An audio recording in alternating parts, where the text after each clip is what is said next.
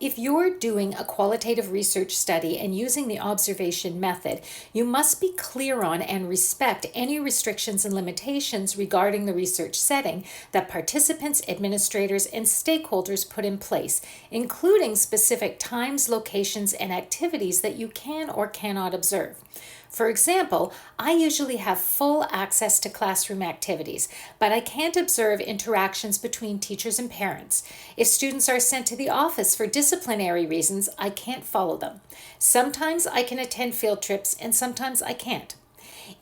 If you are facing restrictions and limitations that impact your ability to collect data relevant to your research question, take a pause and determine if you need to find another setting or negotiate a little harder for the present setting or even tweak your question.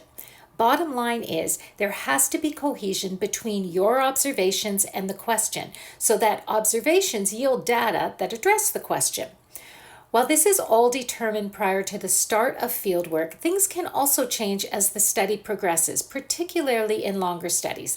For example, you may determine that a previously overlooked setting or time frame is actually relevant, that the selected setting may stop yielding relevant data, that the participant may remove access to particular activities or events, or that their schedule may change. Flexibility in the field is a hallmark of qualitative research, particularly with longer studies. It's what makes it so exciting and rich, and finding ways to accommodate change is part of the process. If the participant initiates the change, then ensure your data will not be compromised. This might entail, for example, adding another source of data, such as interviews and document analysis. If you are initiating the change, however, ensure that it is reasonable and justifiable in the context of your research question. Make sure you record all changes and note why they were made to enable an audit trail of your research process.